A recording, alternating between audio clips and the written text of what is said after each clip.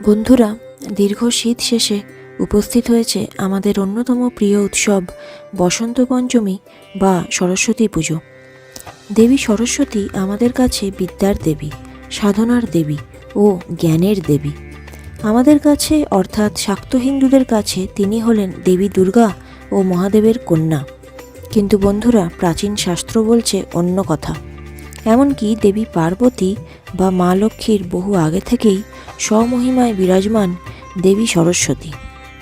হিন্দু ধর্মের আদি গ্রন্থ বেদে ত্রিদেবীর মধ্যে একমাত্র দেবী সরস্বতীর উল্লেখ পাওয়া যায়। সরস্বতী শব্দের অর্থ যার মধ্যে সরসতা বর্তমান।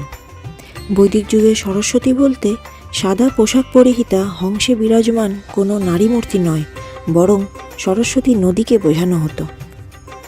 এই নদীর উল্লেখ বেদ ছাড়াও অন্যান্য বহু শাস্ত্রকথায় পাওয়া যায়। এই নদীর ধারেই গড়ে ওঠে বৈদিক সমাজ এবং সৃষ্টি হয় বেদ। তাই দেবী সরস্বতীকে বেদ মাতাও বলা হয়ে থাকে। মহাভারতে বলা হয়েছে, ব্যাসদেব যখন গণেশকে মহাভারতের কাহিনী বলছিলেন, তখন পাশে সরস্বতী নদীর স্রোতের গর্জনে গণেশের শুনতে অসুবিধা হয়। তিনি দেবীকে অনুরোধ করেন যাতে স্রোতের গর্জন কম করা যায়, কিন্তু দেবী সেই কথা গ্রাহ্য করেননি। তাই গণেশ সেই নদীকে পাতালে প্রবেশ করার অভিশাপ দেন। প্রচলিত বিশ্বাস হলো সেই থেকেই সরস্বতী নদী শুকিয়ে যায়। বিজ্ঞানেও এই ব্যাপারটি প্রমাণিত। আমরা জানি হিমালয় পর্বতের স্থানে এককালে টেথিস সাগর ছিল, কিন্তু টেকটনিক প্লেটের গতির ফলে তা সরে গিয়ে পর্বতের উত্থান হয়। ঠিক তেমনই টেকটনিক প্লেটের গতিবিধির জন্যই সরস্বতী নদী শুকিয়ে যায় বা সেই স্থান থেকে জলরাশি সরে যায়। এই সরস্বতী নদী যমুনার সাথে এক জায়গায় মিলিত হয়। সেই স্থানকে গুপ্ত সরস্বতী বলে। হিন্দুদের পবিত্র স্থান হল ত্রিবেণী সঙ্গম। এটি প্রয়াগরাজ বা এলাহাবাদে অবস্থিত। মূলত গঙ্গা যমুনার মিলনস্থল হলেও প্রচলিত বিশ্বাস এই যে পাতালে এই স্থানে সরস্বতী নদীও মিলিত হয়। বন্ধুরা, দেবী সরস্বতীর জন্মকাহিনী নিয়ে অনেকের কাছে অনেক রকম গল্প প্রচলিত। ব্রহ্মা তার পিতা নাকি স্বামী, সেই নিয়েও প্রচুর বিতর্ক বর্তমান।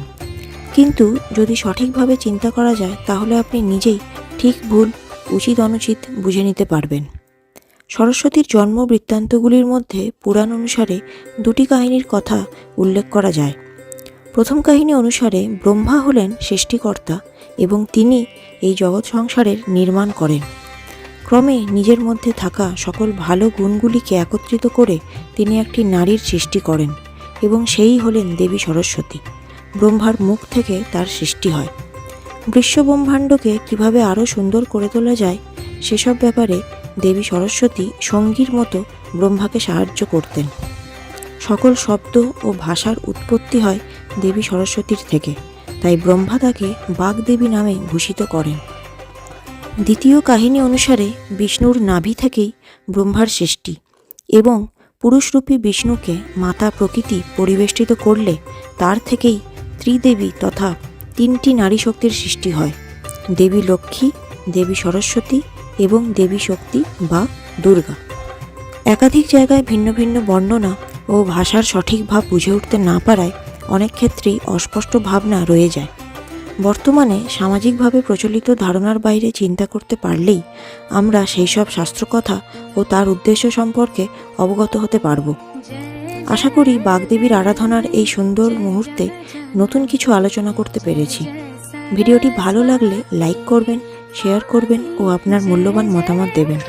এবং শাস্ত্রকথা ও প্রাচীন ইতিহাস সম্বন্ধীয় এরকম আরও ভিডিও পেতে ঐশ্বরিক দীপ্তি চ্যানেলটি সাবস্ক্রাইব করতে ভুলবেন না। ধন্যবাদ, ভালো থাকবেন।